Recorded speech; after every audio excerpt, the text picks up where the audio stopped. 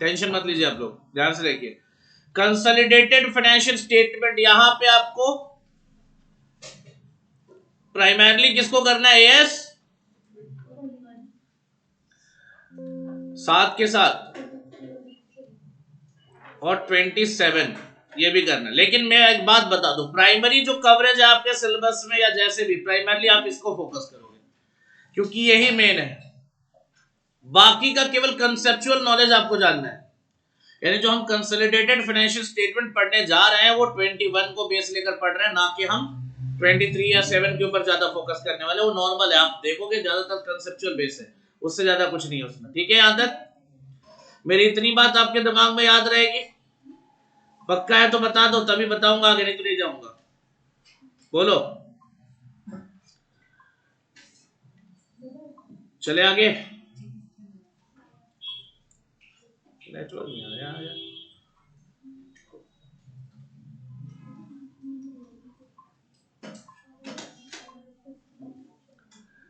चले बेटा, अब आपको मैं नोट्स भी बनवा दूंगा साथ के साथ, क्योंकि देखो नोट्स अवेलेबल नहीं था तो मैंने बोला नोट्स बनवा देता हूँ साथ के साथ। तो bring out your module, sorry notebook, and you have to write down something. पहले तो एक एक करके डिस्कशन करेंगे। पहले इसको डिस्कशन करने के लिए मैं ले चलता हूँ। पहला शब्द जो इसमें यूज हुआ है दैट इज व्हाट?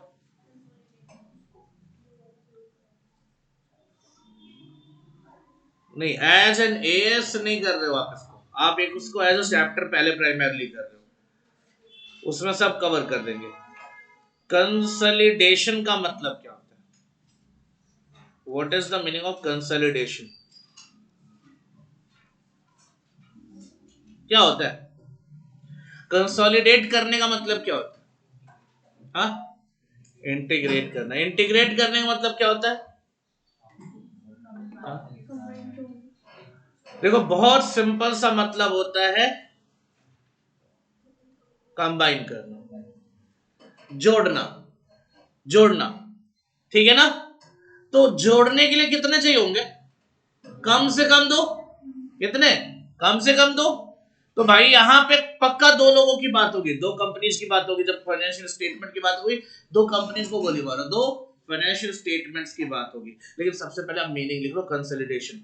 अब ये एएस वेएस के हिसाब से नोट्स नहीं बनवा रहा हूं, नॉर्मल नोट्स बनवा रहा हूं, सारे शब्दों को एएस भी कवर होगा, बाकी भी कवर होंगे। कंसोलिडेशन का मीनिंग लिख दो। इट मींस मिक्सिंग टू और मोर ऑब्जेक्ट्स। मैं बिल्कुल अकाउंटिंग के पॉइंट से हटके कंसोलिडेशन का मीनिंग बता रहा हूं। It means mixing two or more objects to find out collective impact. To find out collective impact.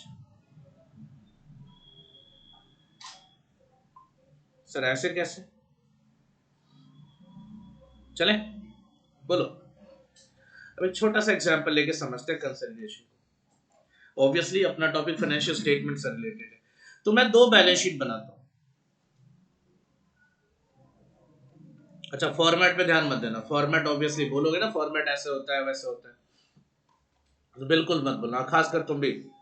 Format को लेकर कोई कुछ सवाल नहीं करेगा, फॉर्मेट चाहे जैसा बनाओ, वरना रूल्स रेगुलेशन के लिए तुम लोग शुरू हो जाओगे, सर ऐसे तो नहीं बनता है statement balance sheet.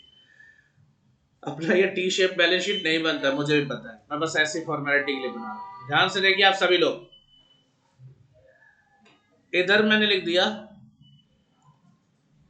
Share capital, ठीक है, शेयर कैपिटल लिख दिया, और लेट्स सपोज 20 lakhs, ठीक है। और ठीक है यार, रफली बना रहा हूं तो कोई दिक्कत नहीं, जरूरी तो नहीं आगे एक डिटेल ले जाओ।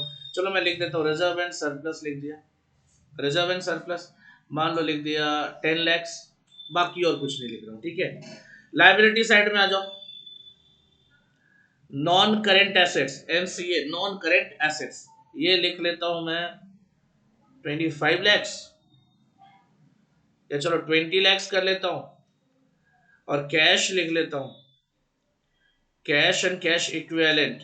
अब ये समझ में तो आ रहा है ना, कैश एंड कैश इक्विवेलेंट, क्योंकि सामने से बता रहा हूं तो याद रखना है। ये लिख लिया मैंने इतना। बैलेंस शीट मैच कर रहा है पूरा, बना ही ऐसे रहा हूं, मैच तो करना ही है। ये कौन सी कंपनी है? हाँ जी, सॉरी, वो 20 लिखा दो ना, 30। ठीक है, ये एस लिमिटेड है, एक कंपनी। एच लिमिटेड के पास आ गई, थोड़ी अमीर है ये कंपनी। इसका शेयर कैपिटल देखना, ये है 100 लाख। रिजर्व एंड सरप्लस इसके पास मान लो 50 लाख। इसके पास नॉन करेंट एसेट्स है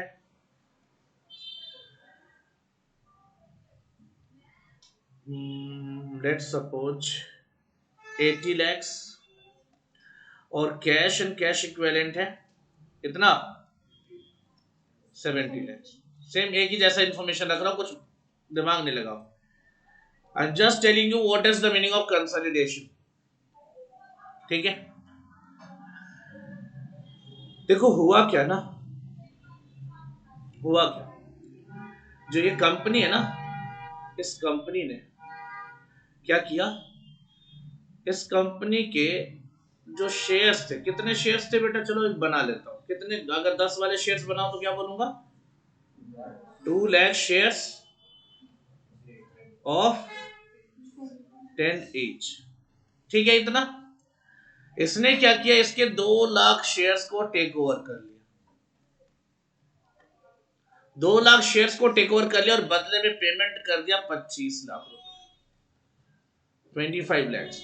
ये 25 लैक्स कहां से गए, कैश में से 25 लैक्स निकला, और बदले में क्या हुआ, 2 लाख शेयर्स खरीद लिए इसके। ठीक है, इतनी बात समझ में आ रही है, पक्का? अच्छा, खरीद लिया सर, खरीद लिया तो मतलब क्या हो गया सर, खरीदने से क्या हो गया, क्या दोनों एक हो गए? क्या देखो, अब जब खरीद के लाया तो एच लिमिटेड की बैलेंस शीट क्या हो गई, चेंज होगी नहीं होगी, बताओ, चेंज होगी नहीं होगी? सर क्या चेंज होगा, जरा यहीं पे चेंज करके देखते हैं। यहां से कितना माइनस होगा, जस्ट अ सेकंड,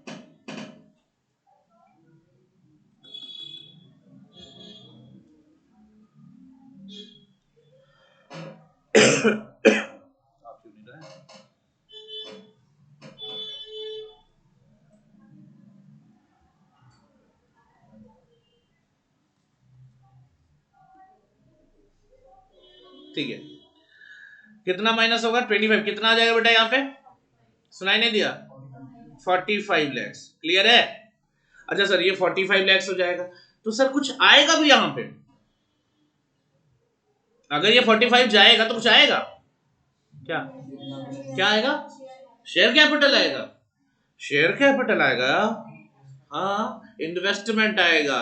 क्या आएगा बेटा, इन्वेस्टमेंट आ जाएगा। मैं इसको अलग कलर से लिख रहा हूं, इन्वेस्टमेंट आ जाएगा। कितना इन्वेस्टमेंट आएगा बेटा, ना ना मेरे भाई, कितने में खरीदा था, 25 लाख में खरीदा था। समझ आया नहीं आया, बताओ मुझे? अरे हाँ या ना, इतना तो समझ में आ गया होगा अब तक, कि भाई इसने इसके 2 लाख शेयर्स को खरीद लिया 25 लाख रुपए पे करके। एंट्री क्या करेगा बताना, छोड़, एंट्री बता इसकी, investment account debit to bank account. बताओ किसको किसको दिक्कत है,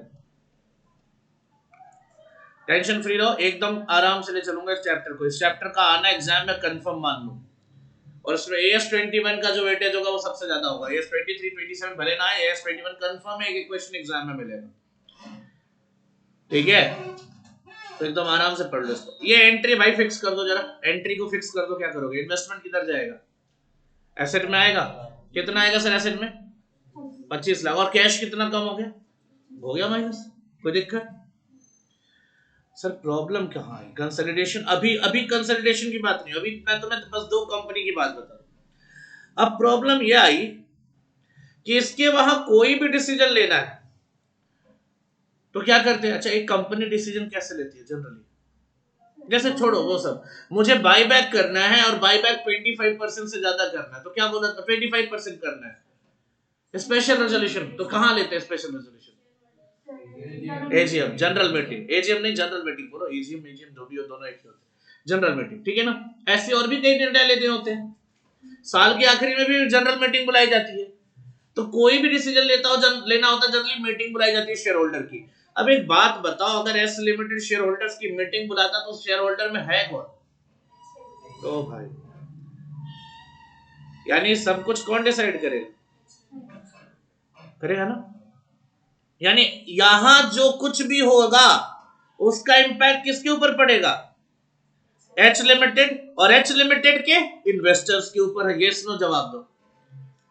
एच लिमिटेड और एच लिमिटेड के इन्वेस्टर्स के ऊपर ये असर पड़ेगा। सीधा सीधा पॉइंट समझो इतना। तो अब मुझे बताओ, क्या एच लिमिटेड के इन्वेस्टर्स ये जानना नहीं चाहेंगे कि क्या कर रही है कंपनी?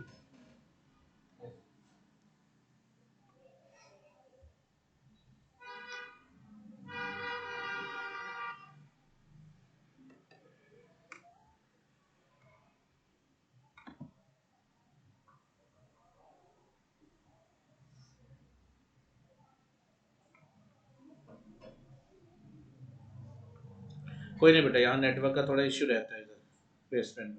अभी तक खाली आ रहा था, अब ज्यादा तेज आ रहा है,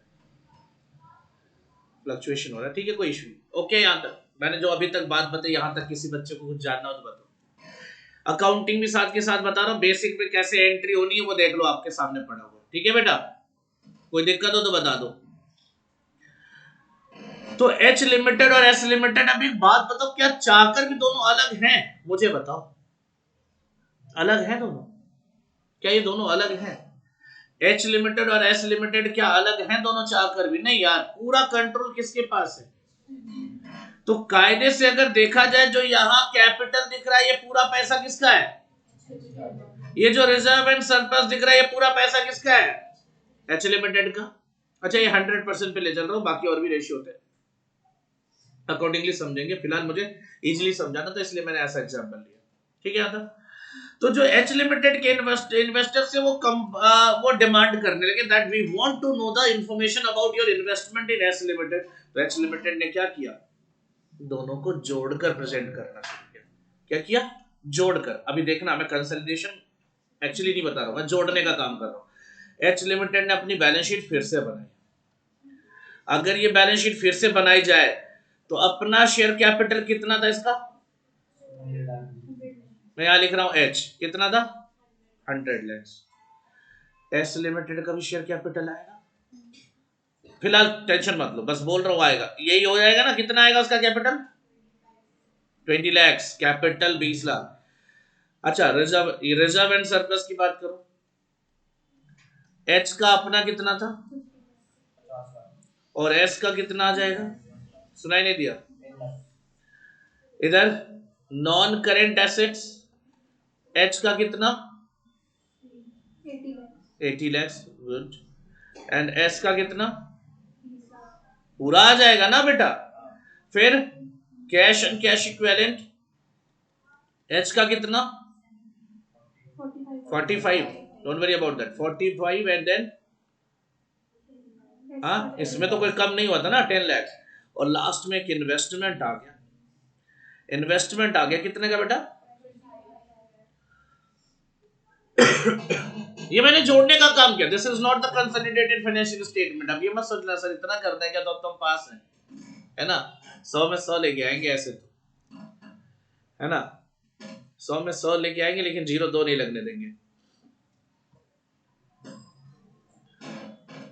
चलो मुझे बताओ, ये जोड़ना मतलब कंसोलिडेशन, यही सुना था अभी तक? जोड़ना, कंसोलिडेशन मतलब कंबाइन करना, जोड़ना, यही तो पढ़ा था। मैंने जोड़ दिया, लेकिन फिर अजीब लग रहा है सर। अजीब क्या लग रहा है सर? आपने बोला था ना, ये जो इन्वेस्टमेंट है, ये यही तो है वो शेयर जो हमने खरीदे थे।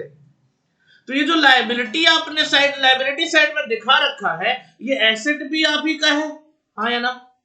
तो कायदे से एसेट और लायबिलिटी जब सेम जगह सेम फाइनेंशियल स्टेटमेंट में आ जाते हैं तो क्या हो जाते हैं बेटा? क्या हो जाते हैं? कैंसिल हो जाते हैं। हो जाते हैं ना कैंसिल। तो मेरे भाई, अगर मैं इसको कैंसिल करूंगा तो इसको भी कैंसिल करना पड़ेगा। लेकिन सर गड़बड़ हो गया, 5 लाख का डिफरेंस आने लगा। हालांकि अब इतने पढ़े लिखे हो, फाउंडेशन क्लियर कर लिया, 11th-12th भी शायद पास होगी गलती से, इतना कर लिया तो तुम्हें ये पता होगा। और अमेलगमेशन भी शायद पढ़ लिया है कुछ बच्चों ने, नहीं तो आपने ये पढ़ा होगा, जब कभी भी कोई कंपनी जितना टेक ओवर करती है नेट एसेट, उससे कहीं ज्यादा जब पेमेंट कर देती है तो हम उसे क्या नाम देते हैं? गुडविल। क्या बात है यार। और अगर कम देते हैं तो फायदा है, तो कैपिटल रिजर्व। तो बेटा यहां इन्वेस्टमेंट गायब हो जाएगा और क्या आ जाएगा? गुडविल। कितने का? 5 लाख का। तो कायदे से अगर इसका रिवाइज्ड बैलेंस शीट बनाया जाए, कंसोलिडेशन किया जाए, तो क्या बन के आ रहा है? देखो अभी कंसोलिडेशन कर दिया मैंने, देखो इधर कंसोलिडेटेड अगर कर दिया जाए तो क्या बनेगा? एच लिमिटेड का। ध्यान से देखो क्या बना बेटा कंसोलिडेशन में। शेयर कैपिटल कितना आ गया? कितना? 100। बहुत अच्छे। रिजर्व एंड सरप्लस कितना आ गया? 60। बोलो बोलो। नॉन करेंट एसेट कितना आ गया? 100 आ गया। और कैश एंड कैश इक्विवेलेंट कितना आ गया? सुनाई नहीं दिया? और उसके बाद लास्ट में बचा गुडविल कितने का? क्या बैलेंस शीट अभी भी टैली हो रहा है? मतलब टैली हो रहा है? 160 लाख से टैली हो रहा है। सो ये सर ऐसे बनता है कंसोलिडेटेड फाइनेंशियल स्टेटमेंट। देखो फॉर्मेट तो ये नहीं होता, लेकिन हाँ सच बोलो तो लगभग लगभग सेम ही काम होता है। तो ये इसको बोलते हैं जोड़ना।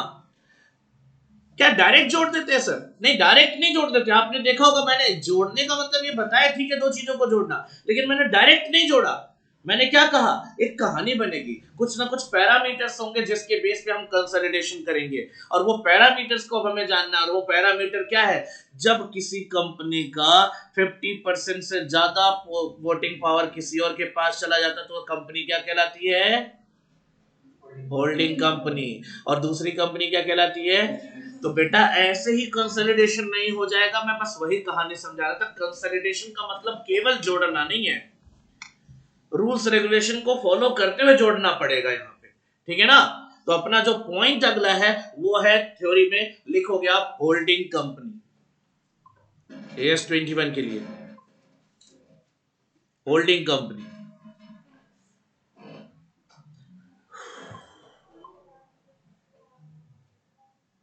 मैं बड़े आराम से ले चल रहा हूं, जल्दबाजी में मैं नहीं हूं। अगर तुम हो तो बेटा देख लेना।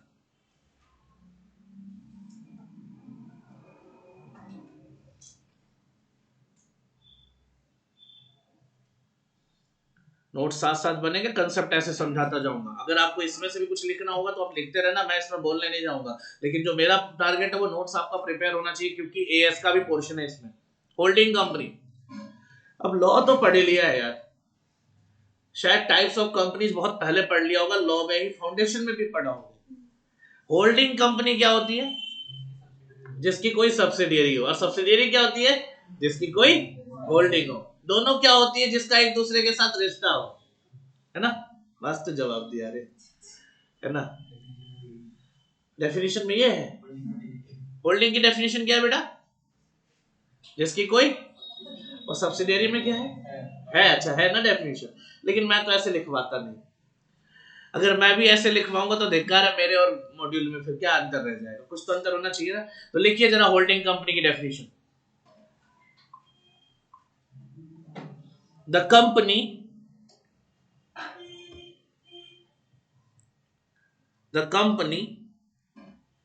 which ऐसे डायरेक्ट लिखवा दूं? अ कंपनी, डायरेक्ट लिखो द कंपनी नहीं, अ कंपनी दैट कंट्रोल्स। क्यों लंबा स्टेटमेंट क्यों ले जाऊंगा? सीधा लिखो ना, a company that controls another company, a company that controls another company। इतना रहने दो, या आगे लिखवा दो is known as holding company. मतलब नहीं लगता ना, मतलब काम की चीजें लिखो बस, इसीलिए मैंने उसको चेंज कराया। बताऊंगा बताऊंगा। और AS21 के हिसाब से, कंपनी लॉ के हिसाब से सबको मिक्स करके बताऊंगा, चिंता मत करो बेटा, ठीक है? मुझे पता है जब पढ़ लेते तो अंदर से खुजली सी होती है कि ये भी बताओ, जल्दी बताओ। ये सारे बच्चों को, तुम नहीं, मैं भी होता ना, मैं भी होता, कोई कहीं भी बैठा हुआ हूँ और कोई चीज बताई जा रही है ना, तो मेरे अंदर भी होगा, जल्दी इस पॉइंट पे आओ, मुझे भी जानना है ये। वेट करो, but patience will always tell you the best answer, ठीक है ना? हो गया होल्डिंग कंपनी, खत्म है, इतने डेफिनेशन काफी है। A company which controls another company is known as holding company. Second लिखो लो, सब्सिडियरी कंपनी। मैं तो मतलब लिखवाऊंगा यार, ऐसे तो ना आगे भाग जाऊंगा। क्या लिखोगे आप? अ company which is controlled by, a company which is controlled by another company,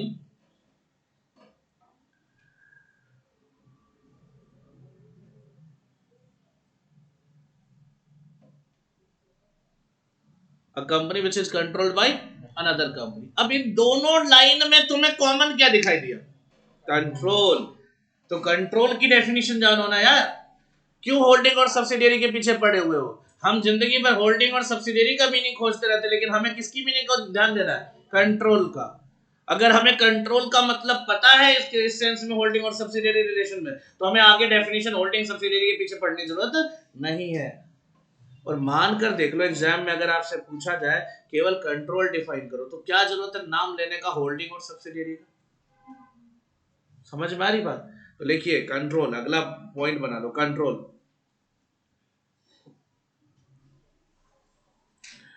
The control can be established by any of the following modes, any of the following modes। वैसे बेटा उतने पेजेस में आएगा नहीं आपका नोट्स, उतने में आएगा नहीं, बहुत कुछ लिखना है अभी, और भी पीछे चिपकाना भी पड़ेगा तुम्हें, तो सेम साइज के नोट्स तुम्हें पेज फाड़ के चिपकाना पड़ेगा। कोई नहीं, वो आप देखना ध्यान से। सर कितने तरीके आप बताओ? नेस्टा पहला तरीका कंट्रोल स्टैब्लिश करने का। अब तुम्हारा ही तो जो तुम पूछ रहे थे वही तो आ गया मुद्दा। इसने बोला 50% से ज्यादा होल्डिंग होगी। किस चीज की होल्डिंग? नहीं, किस चीज की होल्डिंग? वोटिंग पावर, या कुछ और भी बोल सकते हो। Which share capital, equity share capital. Don't get hesitated. अब जो बता रहे हो ना उसमें बस आपको क्या है ना, कुछ शब्दों को छोड़ रहे हो, बस यही समझो आप। वोटिंग पावर किसको मिलता है बेटा? प्रेफरेंस या इक्विटी? इक्विटी। तो आप क्यों टेंशन ले रहे हो? जब आपसे पूछा कि कौन से शेयर होल्डर, तो कुछ लोग हेजिटेट कर रहे, इक्विटी बोलूं ना बोलूं? नहीं, इक्विटी ही होगा। तो आप डायरेक्ट लिखो, पहला पॉइंट है उसमें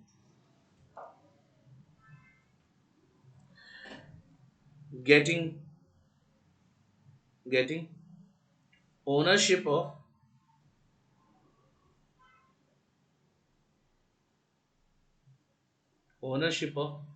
कॉमा देना, डायरेक्टली और इनडायरेक्टली थ्रू सब्सिडियरीज, डायरेक्टली और indirectly through subsidiaries,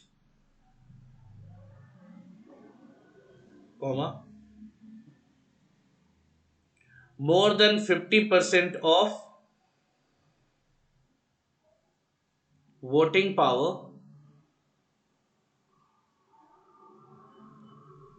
of an enterprise।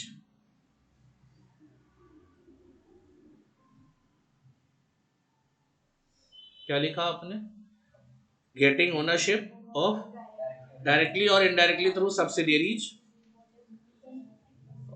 More than 50% of voting power of the enterprise, of an enterprise. समझ में आ रहा है बेटा इतना?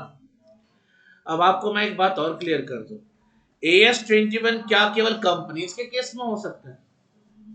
क्या एक अदर ऑर्गेनाइजेशन में holding and subsidiary relation establish हो सकता है? If there is a partnership and you are holding more than 50% का शेयर,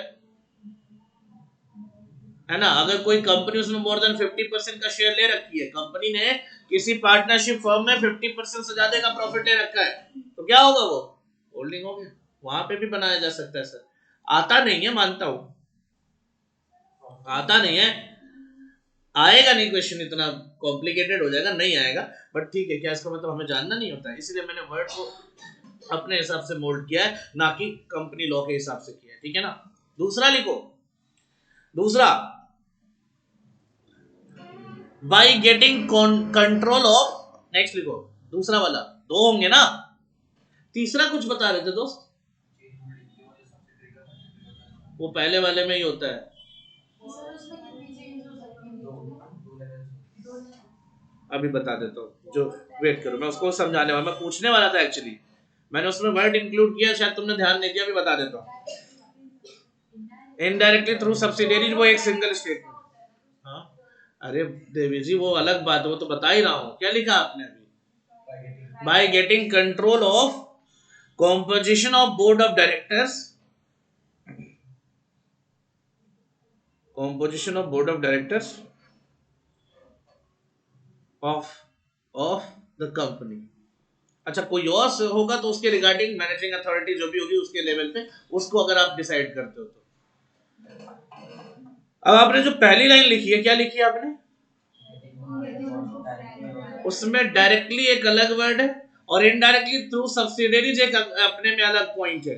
डायरेक्टली मतलब एक कंपनी, जैसे इस क्वेश्चन को उठा लो, एच लिमिटेड ने एस लिमिटेड का डायरेक्ट टेक ओवर करा था 100%, तो ये क्या है? डायरेक्टली हो गया। इनडायरेक्टली थ्रू सब्सिडियरीज का मतलब क्या होता है? खुद नहीं किया, किसके थ्रू कराया? सब्सिडियरीज के। यानी सब्सिडियरी की सब्सिडियरी भी क्या होती है? जो बोल रहा था चेन सीरीज, तो इनडायरेक्ट सब्सिडियरी को भी हम सब्सिडियरी, वो केवल कहने के लिए इनडायरेक्ट वर्ड यूज हो रहा है बेटा, याद रखना, केवल कहने के लिए इनडायरेक्ट वर्ड हो रहा है यूज। अगर हम बोले सब्सिडियरी की सब्सिडियरी तो हमारी क्या है, वो प्रॉपर सब्सिडियरी वर्ड यूज होता है लॉ में, इनडायरेक्ट वर्ड नहीं यूज होता। वो केवल कहने के लिए इनडायरेक्टली होल्ड कर रहा हूं, इनडायरेक्टली होल्ड करने का मतलब डायरेक्टली मेरे थ्रू नहीं है, मेरी सब्सिडियरी के थ्रू है, और इनडायरेक्टली थ्रू सब्सिडियरीज है। ठीक है ना, समझ में आ रही बात? तो ये याद पे ध्यान देना। बाकी लॉ में आपने इसको डिटेल में पढ़ा होगा डेफिनेशन के साथ, चेन सीरीज और ये सब सीरीज। लेकिन वो पहला जो पॉइंट है ना, जो कंट्रोल की डेफिनेशन है ना तुम्हारे लॉ में, शायद लिखी हो नहीं लिखो आई डोंट नो, बट ये कंट्रोल की जो डेफिनेशन है वो पहला पॉइंट वो दोनों को ही इंक्लूड करता है। जो तुम चेन बोल रहे हो, तीसरा बोल रहे हो, तीसरा है ही नहीं, दो ही होते हैं, वो पहले में ही तुम जो तीसरा तुम बोल रहे हो वो इंक्लूडेड है। क्लियर है? इसलिए मैंने वर्ड में लिखवा दिया है डायरेक्टली और इनडायरेक्टली थ्रू सब्सिडियरीज। क्लियर है? पक्का है यहां तक? बाकी डिटेल लॉ में अब इसके आगे पोस्टमार्टम करना होगा वो देख लेना। लीगल डेफिनेशन क्या होती है वो लॉ में ही देखना, मैं लीगल डेफिनेशन में नहीं पढ़ूंगा। जो एक्चुअल डेफिनेशन जो जनरली तुम्हें समझाना मैं वहीं तक रहूंगा। अब कहोगे सर लॉ में सेक्शन क्या है, I don't care about sections of the law. वैसे होल्डिंग की डेफिनेशन कौन से सेक्शन में है, कौन से क्लॉज में है? 46। गुड। और सब्सिडियरी की? गुड, बहुत अच्छा। क्या हुआ, किनको याद था? अरे तूने तो बताया बे, कि मुझे याद था, तूने तो बताया, बाकियों को नहीं आता ना। यही रीजन है, मेरे पर फर्क नहीं पड़ेगा, आपको नहीं याद है मेरा क्या, मेरा तो कुछ नहीं है, आपको थोड़ा बहुत याद रहना चाहिए लॉ के पर्सपेक्टिव, लॉ पढ़ते हो आप लोग। ठीक है यहां तक? पक्का यहां तक? होल्डिंग और सब्सिडियरी अब क्लियर है ना? जिसके पास ये दोनों पावर है वो क्या कह रहा है, दोनों में से कोई एक पावर, वो क्या है? होल्डिंग। और जिसके ऊपर ही पावर अप्लाई हो रहा है वो क्या होगा? अब sir composition of board of director क्या होता है ये बताओ। Control of composition of board of director, निष्ठा वो निष्ठा से दो तीन सवाल हो चुके हैं, तन्वी बताएगी। Tanvi, composition of board of director, थोड़ा मास्क हटा के बोलते हैं ज्यादा क्लियर सुनाई देगा।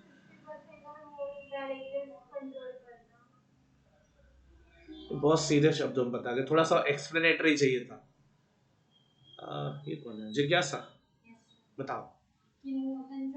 उसमें डायरेक्टर्स हैं कंपनी के अंदर, उनको अपॉइंट करने की जो पावर है वो आपके पास, उनको कंट्रोल अपॉइंट करने की जो पावर है, थोड़ा सुधारो, करेक्ट करो थोड़ा सा, मतलब गलत नहीं है बट तुम लिमिटेड है।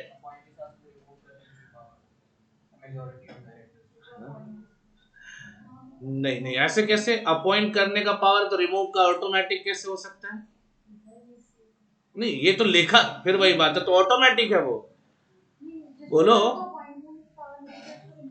नहीं ये तो आप प्रिज्यूम कर रहे हो ना, क्या आप लिखोगे नहीं तो ये मान लिया जाएगा कि आपने ये बता दिया, आप बताओगे ना ये बात। ये तो वही बात है कि जिसको अपॉइंटमेंट का पावर है वही रिमूव करने का भी पावर रखता है। एक एचआर एम्प्लॉय हायर कर सकता है? हाँ करता है। शॉर्ट लिस्ट करता है, बोलो। अरे छोड़ो ना, मान लो मैं, मान लो सिंपल सा पॉइंट समझना कि अगर मैं किसी को हायर कर रहा हूं और मैं किसी हायरार्की में सेकेंड लेवल ऑफिसर पे हूं, सेकेंड लेवल पे, हायरार्की में कौन से लेवल पे हूं? सेकेंड लेवल पे। मैंने हायर किया, सेकेंड लेवल मतलब जो टॉप लेवल से सेकेंड लेवल पे हूँ, मेरे ऊपर भी एक बैठे हैं सीनियर मेरे, मैं हायर करने की पूरी अथॉरिटी रखता हूँ। क्या मैं उसको रिमूव करने की अथॉरिटी रखता हूँ? बिल्कुल। क्या ऊपर वाला भी कर सकता रिमूव? नहीं करता क्या? सिंपल सा एग्जांपल ले लो, अगर कोई मान लो कोई सीनियर है, उसने हायर कर लिया, लेकिन उससे ऊपर जो सीनियर वो तो रिमूव भी कर सकता है ना, तो ये क्या मतलब कहोगे कि उसके पास पावर, मतलब ये तो जबरदस्ती बात होगी ना कि हम बोलेंगे नहीं, आप मान कर चलो। बेटा कभी भी लॉ में कुछ भी अज्यूम नहीं होता, जो लिखा है वो एब्सोल्युटली लिखा है, इसीलिए उसको हम मानते हैं। जो नहीं लिखा है ना, उसमें बवाल हो जाता है। और शायद तुम लोगों को बताई हुई कहानी मैंने कि to be hang till death, पहले क्या होता था, टू बी हैंग्ड बोल के छोड़ देते थे। There was a case, Jawaharlal Nehru को जानते हो? मतलब पंडित जवाहरलाल नेहरू, सॉरी, उनके पिताजी का नाम था मोतीलाल नेहरू, एडवोकेट थे। अरे एडवोकेट थे यार। There was a case against him, उनके क्लाइंट को पनिशमेंट हुई। एक example, I don't know the reality, but हाँ जो मैंने पढ़ा है अभी तक, मेरे हिसाब से जितना नॉलेज है मैं उसके हिसाब से बता रहा हूँ। जो आप लोगों का ये पॉइंट था उसी पे अभी समझ में आ जाएगा। तो कोर्ट ने उनके क्लाइंट को फांसी की सजा दी, और जज ने उस टाइम पे क्या बोला, this person should be hanged. ठीक है, हैंग मतलब कहा तो मारो इसको, है ना। जब फांसी होनी थी, वहां पे भाई साहब ये भी प्रेजेंट थे। जैसे गले में रस्सी फंसाई, लटके, उन्होंने कहा रोको रोको रोको रोको रोको रोको। तो ऑब्वियसली लोगों ने बोला भाई आप कानून के काम में बाधा डाल रहे हो। कहते बिल्कुल मैं बाधा में जेल जाने तैयार हूं, आप रोको इसको। रुकवा दिए। कहते हो गया काम, कोर्ट का ऑर्डर फॉलो हो गया, अब छोड़ो इसको। कोर्ट ने क्या सजा दी थी? टू बी हैंग, हैंग तो कर दिया, अब मरा नहीं तो उसकी गलती थोड़ी ना है, छोड़ो उसको। उसके बाद से वर्ड बोलने लगते हैं क्या, to be hang till death. बच गया, ये तो बोलता, ये तो बोल रहा हूं मैं।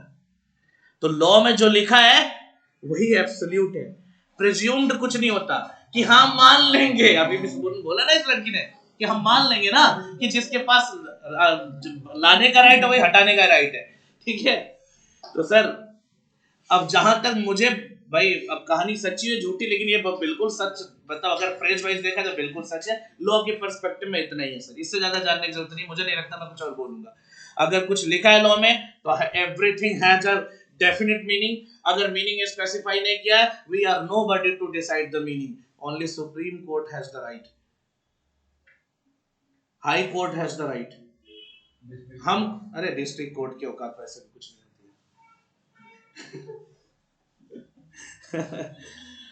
ठीक है, वो केवल कहने के लिए होता है, हायरार्की में आ जाता है वो भी लोअर लेवल पे कि चलो यार कुछ है।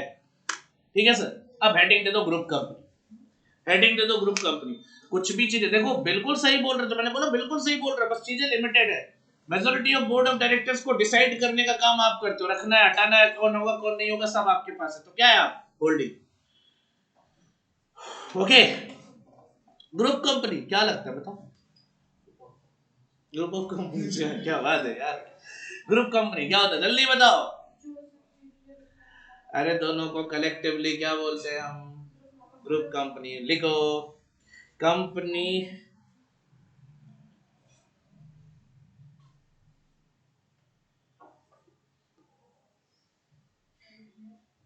टेक्निकल लैंग्वेज में लिखवाऊं?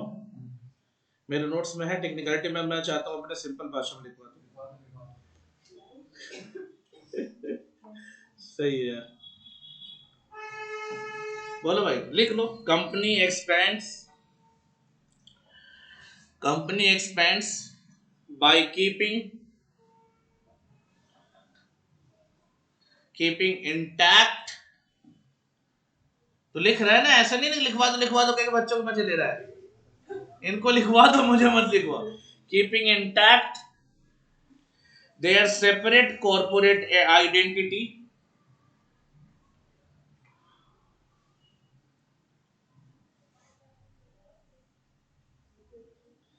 separate corporate identity, full stop देके आगे लिखना।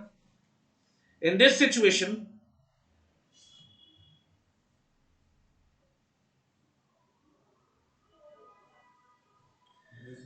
company gains control over the other company. Control over the other company.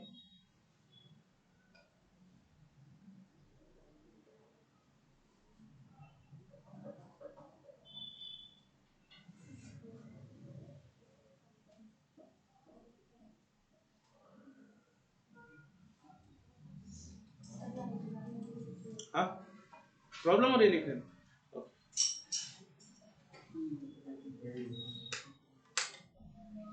फिर ये होगा।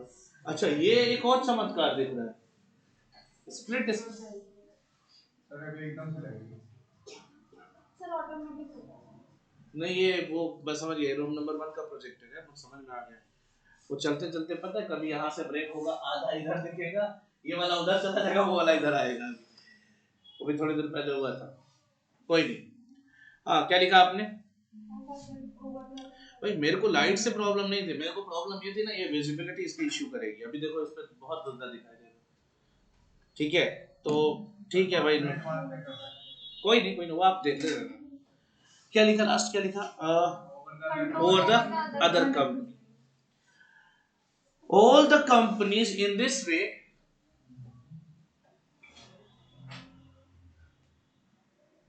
collectively called as group companies. अब अगर जिसको पहली लाइन का मतलब नहीं समझ में आया टेक्निकलिटी की वजह से, मैं बता दूं बताऊंगा ही, इसलिए मैं बोला था सीधे शब्दों में लिखवा दूं। तो मैं चाहिए थे चतुर की लैंग्वेज है ना, वो ना मशीन की डेफिनेशन वाली, ठीक है बुकिश लैंग्वेज, कोई नहीं लिखा, अच्छी बात है। पहला पॉइंट वही लिखा जो आपने ऊपर बातें लिखी, क्या कंपनी एक्सपैंड, मतलब कंपनी अपने आप को एक्सपैंड कर रही है, इन दैट वे वो क्या करे, किसी दूसरी कंपनी के ऊपर कंट्रोल एस्टैब्लिश कर रही है। ठीक है ना, ये तो लिखा है। लास्ट वाले से फर्स्ट लाइन को कनेक्ट करो, बोलो। लेकिन इन सारे प्रोसीजर में एक चीज को लॉस नहीं होना चाहिए, the companies separate legal identity. अब एक बात बताओ, क्या एच लिमिटेड बुक्स में जिंदा है एज एन एच लिमिटेड, और एस लिमिटेड वो भी है, दोनों की अपनी सेपरेट लीगल एंटिटी है। ये याद रखना, कंट्रोल स्टैब्लिश तो किया है, टेक ओवर किया है, लेकिन इस तरह नहीं किया कि उसको खत्म कर दिया, क्योंकि अगर वो खत्म हो जाता तो ये क्या कहलाता मिस्टर खुशहाल? अगर ये खत्म हो जाता तो क्या कहलाता मिस्टर श्रीहरि?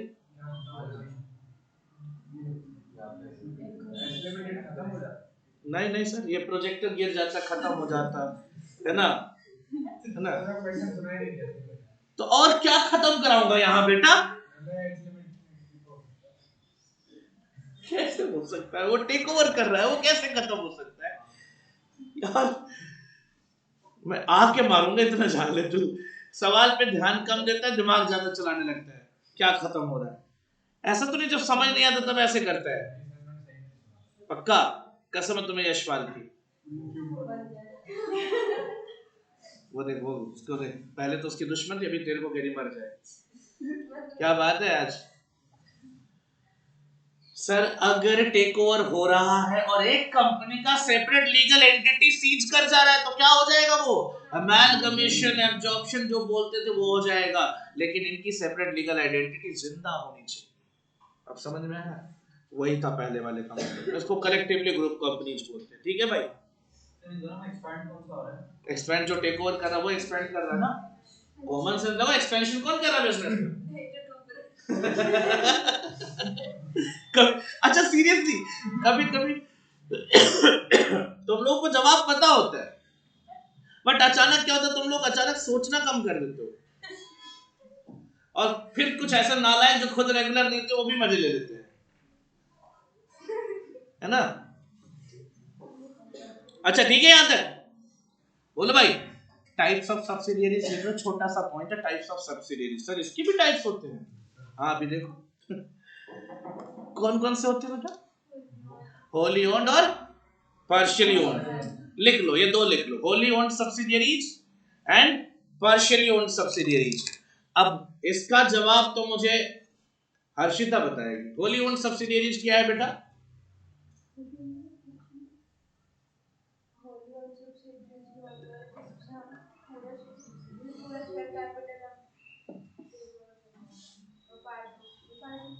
उससे क्यों पूछ रही, इधर बता। हाँ देखो कितनी एक्यूरेटली स्पेसिफाई कर दिया, पार्शियली में कितना 51% और होली में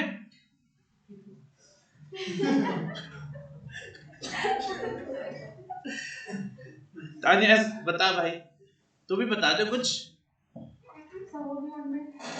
100% बिल्कुल, वो तो तूने भी सही बोला था, क्योंकि होली तो मतलब 100%। पार्शियली में बेटा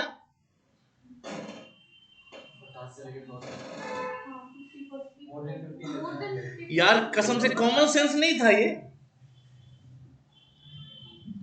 अगर आपने 1% भी छोड़ दिया ना तो पार्शियली ओन्ड है, और 50% से ऊपर होना चाहिए तो कॉमन सेंस है। हाँ या ना? मैं तो सोचा था एकदम मजाक वाला चीज है, मैं झूठ में लिखवा दूं, लेकिन अब प्रूव कर दिया तुम लोगों ने, मतलब कसम से प्रूव कर दिया तुम लोगों ने, बहुत अच्छी बातें लिखवा रहा हूं मैं। जब उसने बोला 51% ना यार, 50.5% का कंट्रोल है मेरे पास, एम आई होल्डिंग और नॉट? 50% से ज्यादा होना चाहिए, चाहे वो पॉइंट में ही ज्यादा क्यों ना। समझ में आ रही बात? 51% का कहीं रूल नहीं है, ठीक है ना? तो कभी ये लिख के मत आ जाना एटलीस्ट 51%, कहीं मत लिखना, गलत हो जाएगा। More than 50% of paid up share capital या वोटिंग राइट, दोनों में से कोई भी बोलो। अच्छा, अपने इस एग्जांपल में कौन सी सब्सिडियरी है ये बताओ। ये देखो आ गया अपना जुगाड़, देखो आधा उधर आधा इधर, और तब से मैंने कुछ नहीं दिखा, एकदम फ्री हैंड है, देखो अपने आप चलता रहेगा। अब इसको, इसकी उम्र और उसकी उम्र एक बराबर हो गई है। अरे अपना वो ये पहला होगा, सबसे पहले होगा। अभी आ जाएगा, सही हो जाएगा, टेंशन मत लो। आ गया? Okay sir.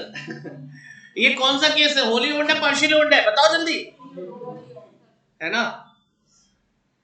हाँ wholly owned subsidiary, partially owned subsidiary. Sir अब यहां मैं आपको एक्स्ट्रा कंसेप्ट पे ले चलता हूं, ठीक है? पार्शियली ओन्ड होली ओन्ड कर लिया, अभी जितना भी काम करना था कर लिया सर हमने। तो यार प्रोजेक्टर को आता है मिर्गी, बीच बीच में मेरा दिमाग खराब करता रहता। ठीक है, इससे पहले कि नेक्स्ट कंसेप्ट पे जाऊं एक बार चेक कर लूं। चलिए moving forward for the next concept बताने जा रहा हूं। होली ओन्ड का तो आपने देख लिया, आपने अभी अभी देखा। अब मैं एक बात करता हूं पार्शियली ओन्ड का। हमारे केस में होल्डिंग कंपनी को हमें एच लिमिटेड से डिनोट करना है। आ रहा है ना? नहीं आ रहा?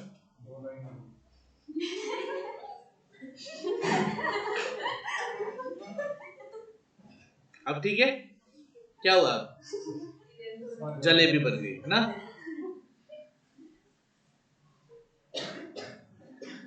ये लड्डू बन गया बेटा, और इसको मुंह में रख और चुपचाप बैठ रहे, ठीक है? इधर ध्यान नाला है।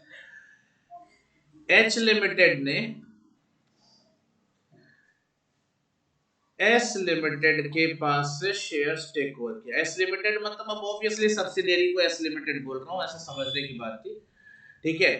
इसके पास थे बेटे, ध्यान से सुनना, इसके पास थे मान लो 1000 शेयर्स ऑफ 100 ईच, ठीक है? इतना इसमें से जो इसने टेक ओवर किया है, ध्यान से देखना, जो इसने टेक ओवर किया 1000 में से, ये इसने किया है 800 शेयर्स, ठीक? कितने शेयर? तो मेरे बच्चे कहने का मतलब है एस लिमिटेड के कितने शेयर्स थे? 1000 शेयर्स। इसमें से एच लिमिटेड के पास कितने शेयर्स चले गए? 800 शेयर्स, यानी कितने परसेंट? पार्शियली ओन्ड है। चलिए बाकी शेयर्स कह रहे उसको तो फेंक दिया, कितने शेयर्स बचे बेटा? 200 शेयर्स है। ये किसके पास है सर? ये पब्लिक के पास। अब इसको हम पब्लिक नहीं बोल रहे, इसको हम normally H limited holding company बोल रहे हैं, ये क्या है? होल्डिंग। इसको क्या नाम देंगे? इसको क्या नाम देंगे? मतलब मुंबई इंडियंस। गुड। अनहोल्डिंग। तुमने बोला एमआई तो उसने बोला मुंबई इंडियंस, नहीं तो बोला और क्या? हाँ, ऐसा माइनॉरिटी इंटरेस्ट बोलेंगे। वाह, सही है यार तुम लोगों का। ये तुम लोग इंटरेस्ट क्या था इसमें बेटा? नहीं नहीं, क्या टेक्निकल? तुम ज्यादा टेक्निकल हो गया। टेक्निकल गुरुजी। चलिए शुरू करते हैं, है ना? चलिए बंद करते हैं। आइए सर, एक देश के, एक कंट्री के डेमोग्राफी में कोई रिलीजन अगर ज्यादा है संख्या में तो उसको हम नाम क्या देते हैं? और जो रिलीजन कम है संख्या में तो? एग्जाम्पल तो माइनॉरिटी का।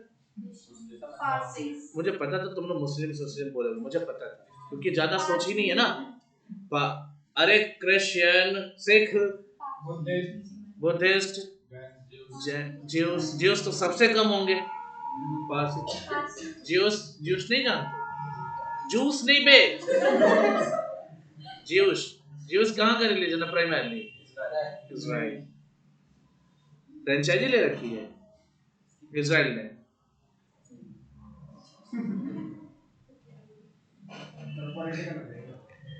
तुम हाँ हो जाओ पॉलिटिकल यार, पढ़ लो पॉलिटिकल साइंस, फिर उसके बाद कुछ दिन बाद होम साइंस पढ़ के कुछ काम में लग जाना।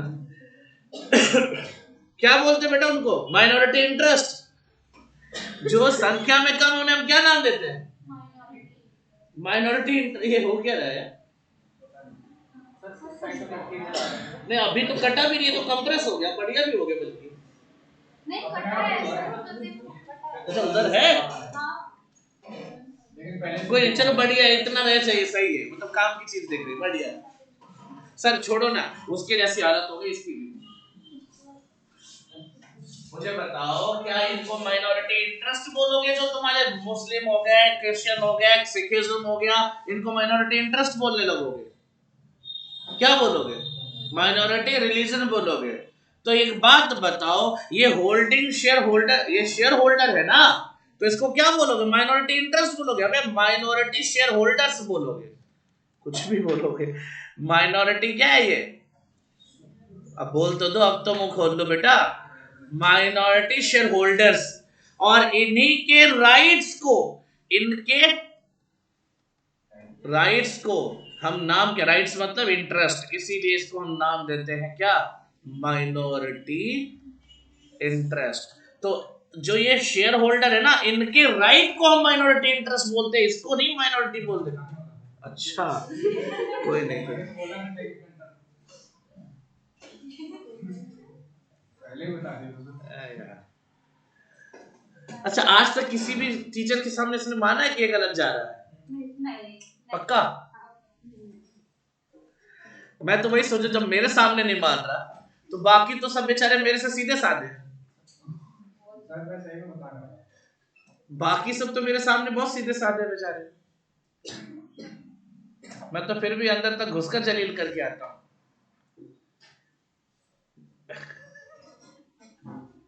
अभी अभी भी नहीं मान रहा, तब कुछ हो गया कि मैं बताने वाला था, मैं बताने वाला था, मैं बताने वाला था। कोई नहीं बेटा, बाहर मिलके बताना अभी। हाँ क्या कह रही है बेटा? एक बार पेपर पे चेक करना, कहीं तू भी अडॉप्टेड ना निकले। हरकतों से कहीं मैच नहीं करते अपने फैमिली के किसी से भी।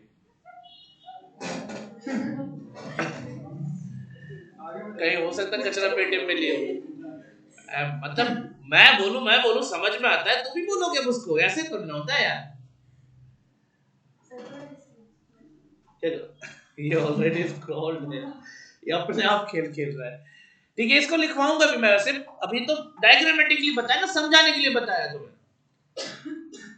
अब कहोगे सर लिखवाओगे क्यों, समझ में तो आ गया। देखो कई बार होता है हमें समझ में आता है लेकिन हमें कंटेंट्स नहीं मिलता है लिखने के लिए, थोड़े बहुत नोट्स इसीलिए बनवा देते हैं।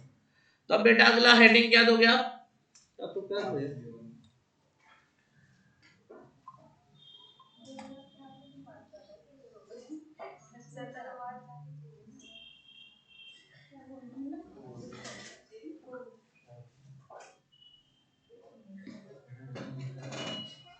इधर देख लो, वो रेगुलर है क्लास में।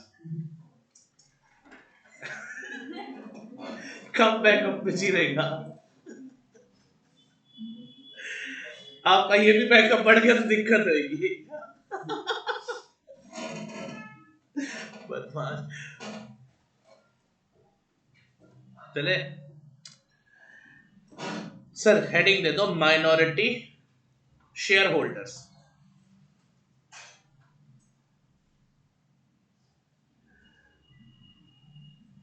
Minority share holders.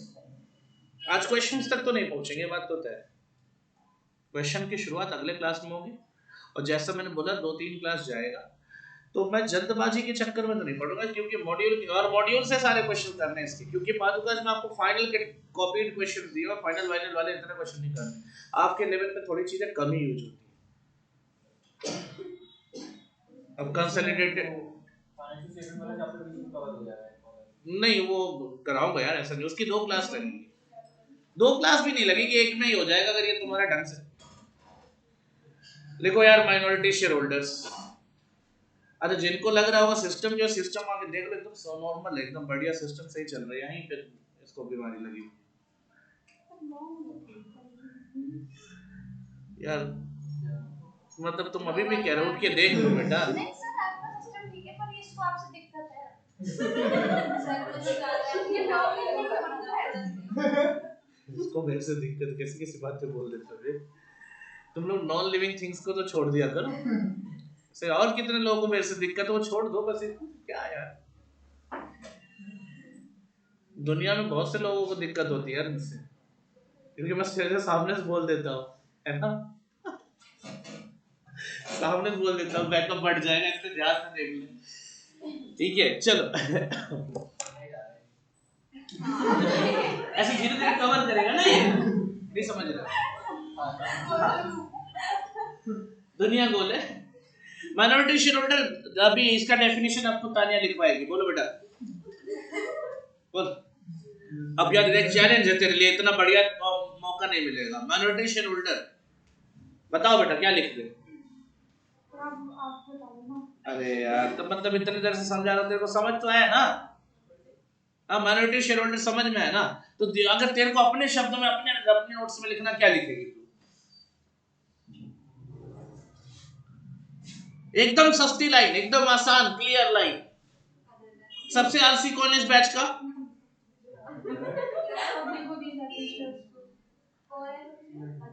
तेरा नाम लिया इसमें। इस बैच में सबसे आलसी कौन है। हर्षिता, अगर इसका देखो, सबसे आलसी लोग कभी कभी कॉम्प्लिकेटेड काम को आसानी से करने का तरीका सिखा देते हैं।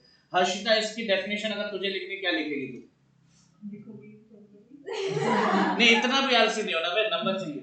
हाँ तो बेटा, हालांकि मुझे पता है तुम्हारे डेफिनेशन फिक्स हो गए होंगे अभी। बता बच्चे। बस खत्म ना यार, इससे आसान और कोई लाइन चाहिए तुम्हें।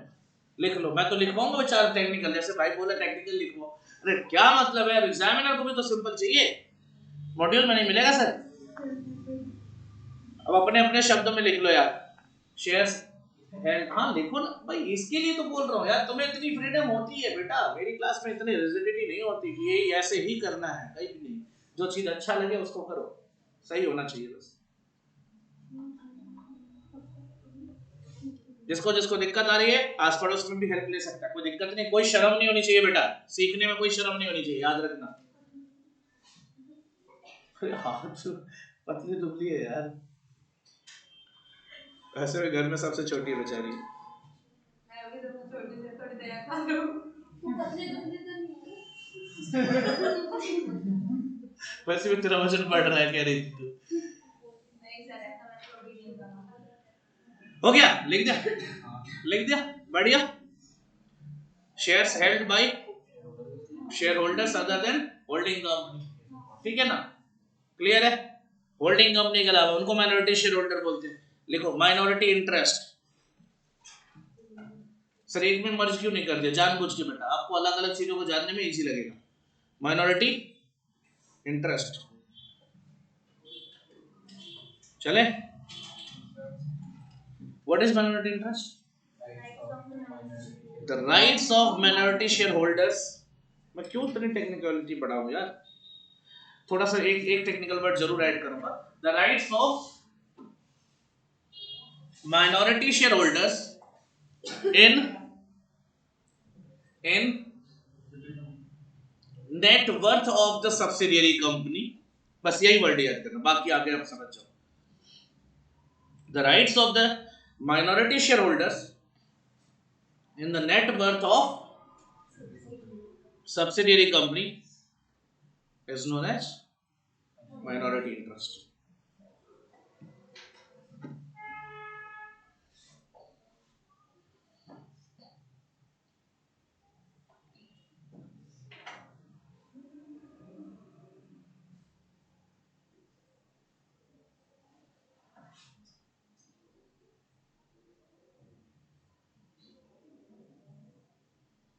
ठीक है.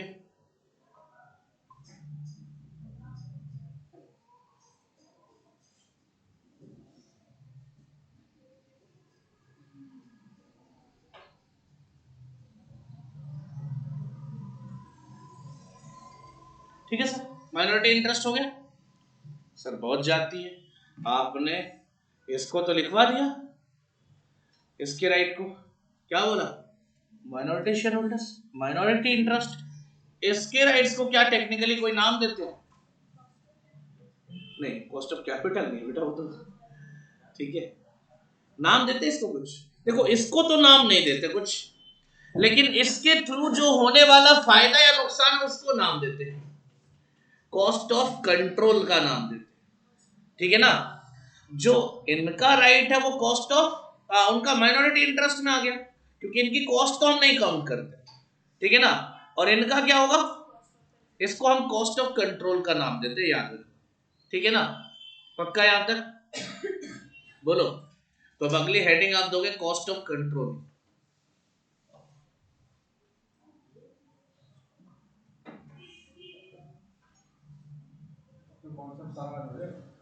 ऑलमोस्ट बेटा, काम की चीजें तो हो जाएंगी. और नहीं भी होगी तो मुझे कोई ऐसा नहीं कि तुम्हें बस फॉर्मेलिटी करके दे देना. ठीक है, चले आगे.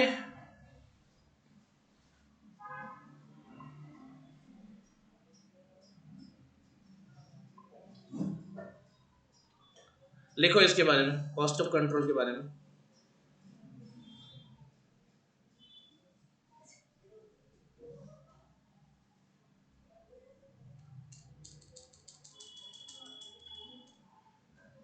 It is the amount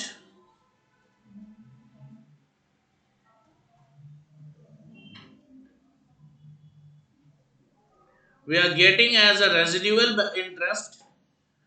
It is the amount we are getting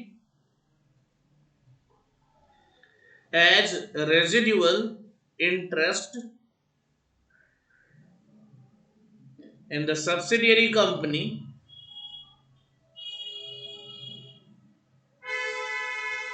as on the date of acquisition. ये हाईलाइट कर लेना, as on the date of acquisition.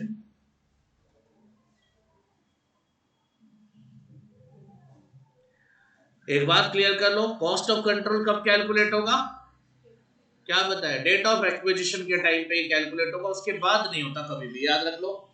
ठीक है, पक्का है.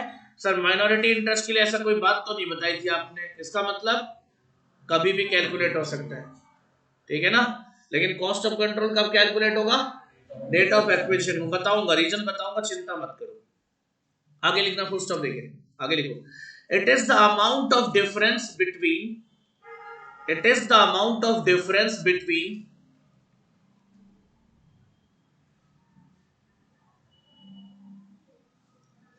amount of difference between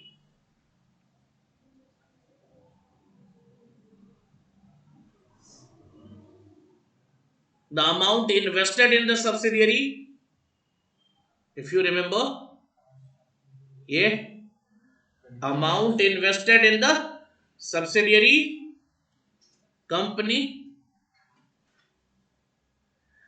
and the share of net worth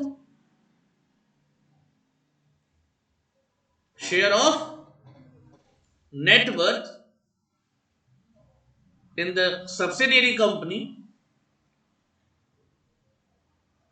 share of net worth in the subsidiary company as on the date of acquisition, यानी net worth कौन सा दिन का, acquisition की डेट का।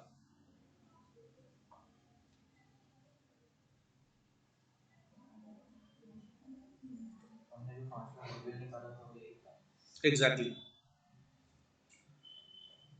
आगे एक लाइन जस्ट लिखो, it can be resulted into goodwill और कैपिटल रिजर्व। अब आपको ये बताने की जरूरत तो नहीं है गुडविल कब आएगा कैपिटल रिजर्व कब आएगा, ये अंडरस्टूड है।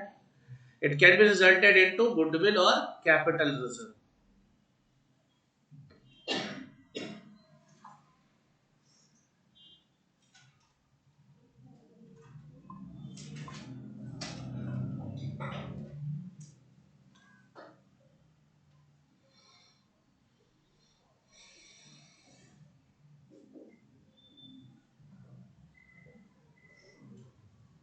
आइए आइए,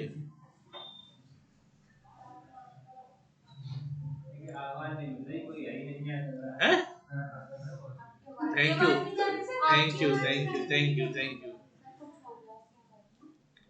ये फिल्टर लगा रखा दरवाजे पे, बाहर नहीं जाना।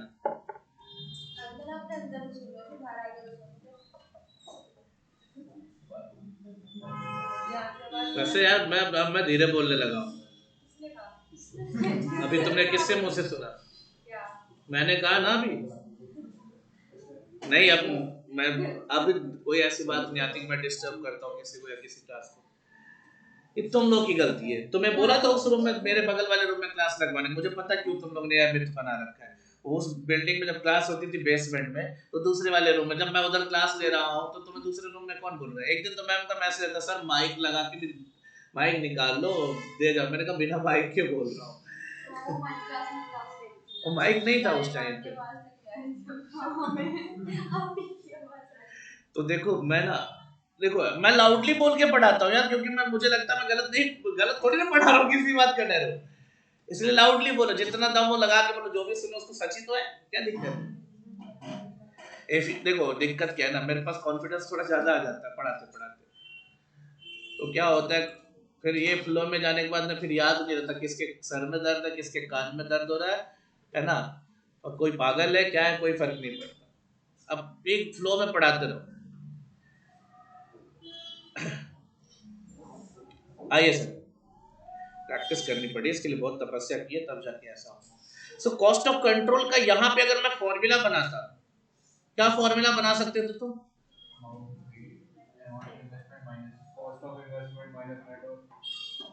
शेयर ऑफ नेटवर्क पूरा बोलता, वो तो लिखवाया फॉर्मूले में ना। क्या लिखवाया अभी तुमने, क्या फॉर्मूला लिखा जरा बताओ। तो अगर उसको हम ऐसे एक फॉर्मूला शेप दे दें कि cost of control is equal to, ऐसे मत लिखना शॉर्टकट में, पूरा लिखना। क्या या डायरेक्ट लिखो, अमाउंट इन्वेस्टेड माइनस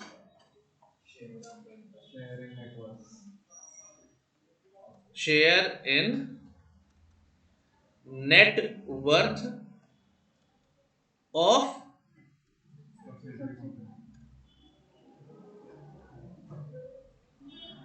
बोलो अगर प्लस में आए तो क्या, माइनस में आए तो पक्का ध्यान देना।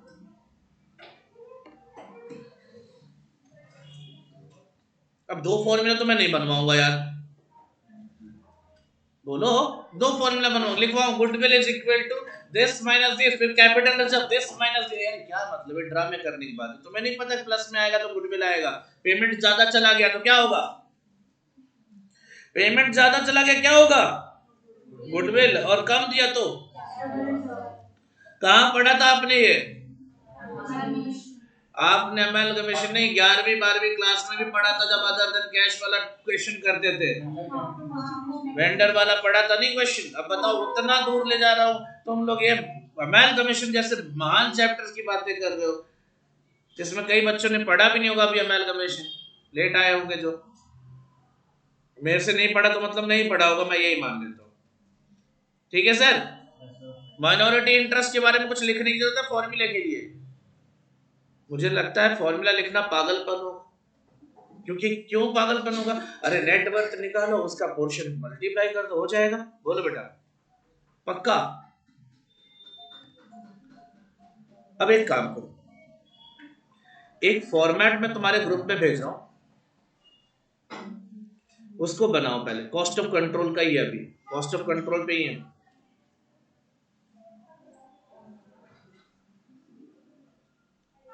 स्टेटमेंट का शेप देना है, मैं भेज रहा हूं फिर भी मैं बोल के लिखवाऊंगा, ठीक है?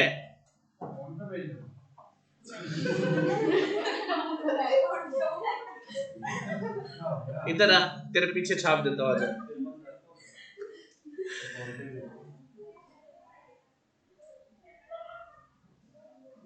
वैसे तो मैं अहिंसा में विश्वास रखता हूं, बट मैं गांधीवादी नहीं हूं, ये बात याद रखना है। कौन? नहीं नहीं, वो अलग गांधीवादी है, और मतलब वो मॉडर्न गांधी वाला है।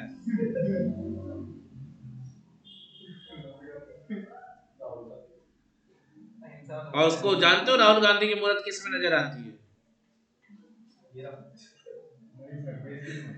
किसकी? अच्छा हाँ बेटा, तेरे से तो बढ़िया ही है, मुझे तो परेशान नहीं करता। हाँ, वो फ्यूचर जो कभी दिखता नहीं है, फ्यूचर इम्पॉसिबल टेंस का। सर स्टेटमेंट भेज दिया मैंने। अरे आया नहीं तो तुम्हारी गलती है यार।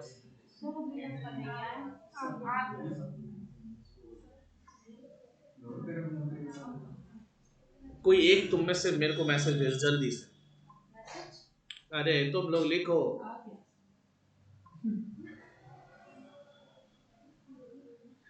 श्री हरि जी आपके ग्रुप में जा चुका, उन बच्चों के लिए था। अच्छा, तुमने सुना, केवल देखा नहीं, मैंने उसको ऐसे करके बोला था। हाँ, हाय लगा रहा है मेरे को, देखो कह रहा है आपको मेरी हाय लगे। मिल गया बेटा?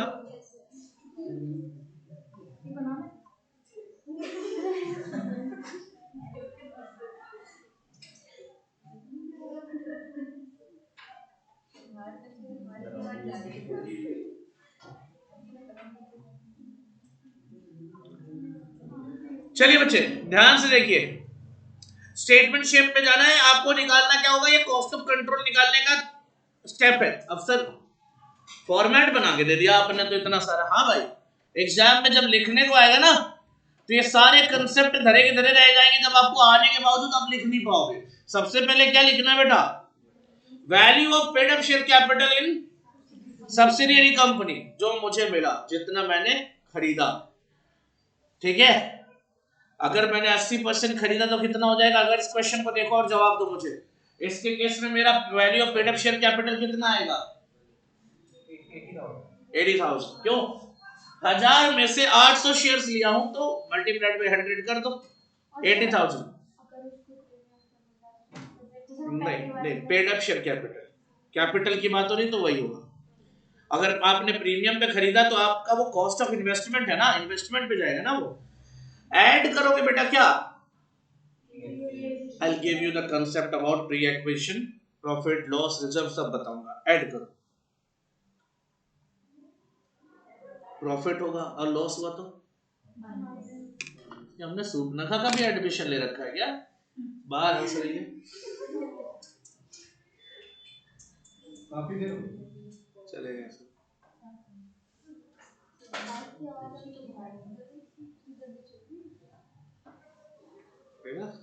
कमाल है।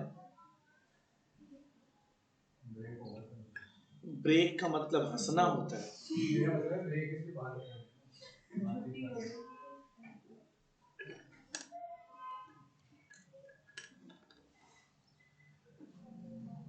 सब शांत हो। हाँ भाई, प्री एक्विजिशन प्रॉफिट आपको क्या करना है, उसमें ऐड करना, लॉस होगा तो क्या करोगे, माइनस करोगे, ठीक है। प्री एक्विजिशन प्रॉफिट क्या करना है, ऐड, किसमें, वैल्यू, देखो पहले लिखोगे value of paid up share capital, add pre acquisition profit less pre acquisition losses, और ये सब कुछ सब्सिडियरी कंपनी में, ठीक है ना।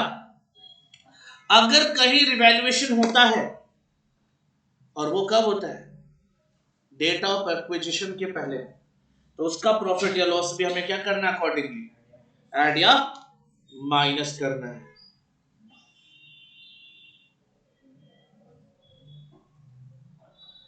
एज ऑन लिखना बेटा, एज पर द लिखा है ना, डेट ऑफ एक्विजिशन, वो as on the date of acquisition, क्या लिखा है, प्रॉफिट और loss on revaluation of assets और लायबिलिटीज ऑफ सब्सिडियरी कंपनी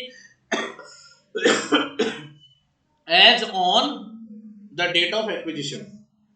इसका कर लेना बच्चों टोटल, इसका करना है क्या, टोटल, और इसमें से माइनस करना है आपको, क्या माइनस करना है बच्चे, cost of investment. Wait wait, अभी कभी काम खत्म नहीं हुआ, क्या माइनस करना है, और क्या आ जाएगा फाइनली, बट मैं क्यों बोला काम खत्म नहीं हुआ, क्योंकि अभी आपको कॉस्ट ऑफ इन्वेस्टमेंट निकालना नहीं बताया है, ये भी बताओगे आप, मैं नहीं तो कौन बे, कौन बताएगा,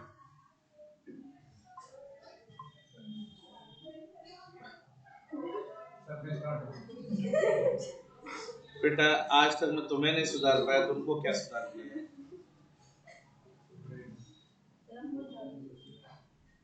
कौन,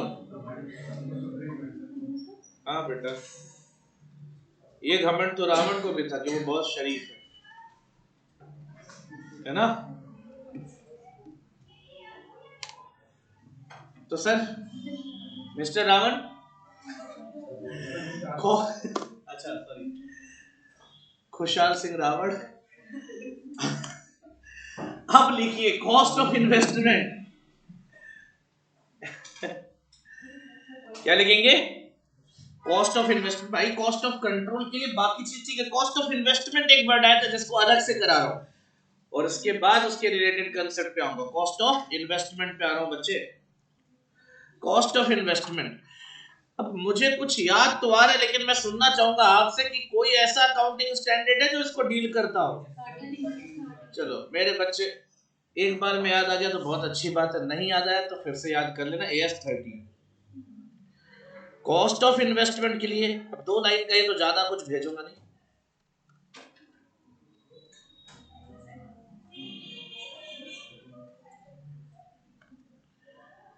सर ऑब्वियसली ऐसे पर्टिकुलर अमाउंट ऐसे ही शेप में लिखना है, देखो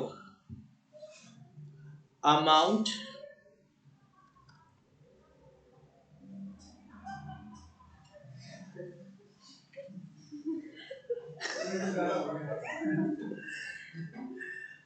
यार सीरियसली मेरी आवाज जा रही है, मैं भी बोल रहा हूँ, पागल पागल में पढ़ ले, ठंडी उल्टा लगेगी, चल देगी इधर, अमाउंट एक्चुअली वो समझ लो, टाइम पास चला, मजा आ रहा, अपने को बीच बीच में चाहिए ना थोड़ा सा, है ना। लंका जल गई तो क्या होगा, वहां के जो कुछ रहेंगे ना, इधर तो आएंगे ना उड़ते हुए, actually paid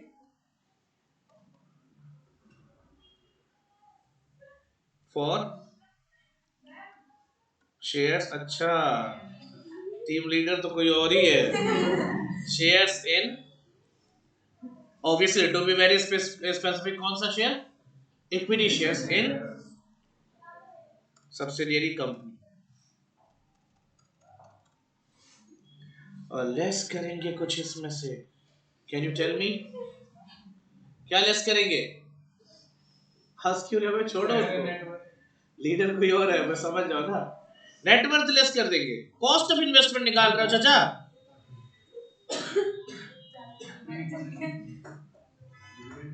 pre acquisition dividend, अब इसका ही कंसेप्ट, इसका भी कंसेप्ट देना है मुझे,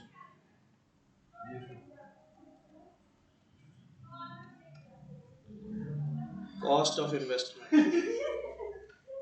असली मौज ये ले रहे हैं। नहीं बेटा, नहीं ये एग्जीक्यूटिव के असली मजा ये नहीं ले रहे हैं, असली मजा जिंदगी ले रही है, वो भी इनके अभी नहीं रियलाइज हो रहा है।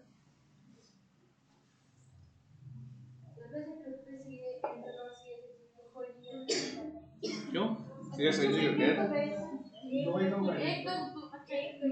किसने बोला तो ये सारे छोड़ गए। सारे के मतलब सारे लेके भी क्यों जाने थे? वो सारे चले जाते तो ये वही होता फिर है ना। तो हमें भी याद आता कि हम क्या लेके आए, है ना। मैं तो आप बस रुकवाता आधे में, बोलता भाई सारे बच्चों को पर्सनल मैसेज डालता है, भाई देख बोलूंगा 5 मिनट के लिए सबको नीचे उतरना, तुम लोग जल्दी से नीचे उतर के ऊपर चढ़ जाना, इनको नीचे उतारना, उतार के चला जाता फिर। यार चलो भगवान भला करे इनका, कैसे करे वो तो भगवान भी कंफ्यूज है, लेकिन करे। सर प्री एक्विजिशन डिविडेंड को कॉस्ट ऑफ इन्वेस्टमेंट से माइनस करते हैं, मुझे बताने की जरूरत है? हाँ सर है। AS13 कहता है क्या होगा, ये कॉस्ट में से माइनस होता है। अब क्यों होता है, कैसे होता है? Pre acquisition profit loss dividend सबका कंसेप्ट दूंगा, बट ये यहां तक अपना नोट्स तैयार हो गया ना। अब कंसेप्ट की बारी है कि प्री एक्विजिशन क्या है, पोस्ट एक्विजिशन क्या है, डिविडेंड क्या है, प्री एक्विजिशन प्रॉफिट भी आपने लिखा, वो सब क्या है, उसके बारे में डिस्कशन करने का समय आ गया। ठीक है, समय आ गया ना?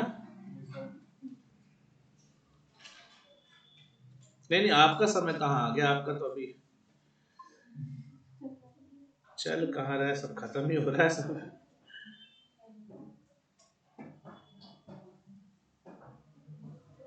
हाँ बिल्कुल पानी पियो। वो नहीं सुनने वाली,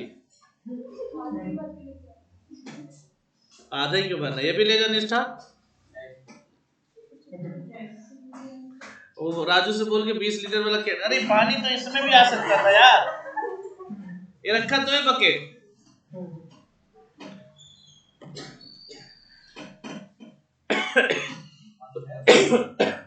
एसी चला, एसी चल रहा है, चला दे एसी।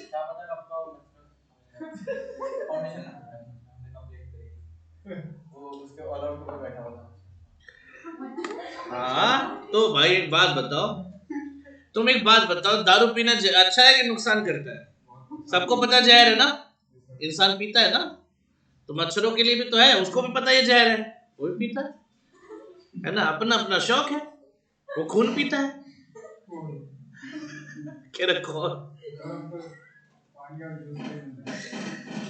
खून नहीं है, दूध विद बॉर्नविटा है ना। गलत नाम हो गया रोहित, तेरा नाम होना चाहिए है ना। तो भी कहता मेरी शक्तियों का गलत इस्तेमाल हो रहा है माँ। आइए सर, अब अपना कंसेप्ट है किस चीज का, प्री, सर ऐसे नहीं, प्री एंड पोस्ट, आराम से दीवार में मुंह लगेगा सीधा। Pre and post acquisition profits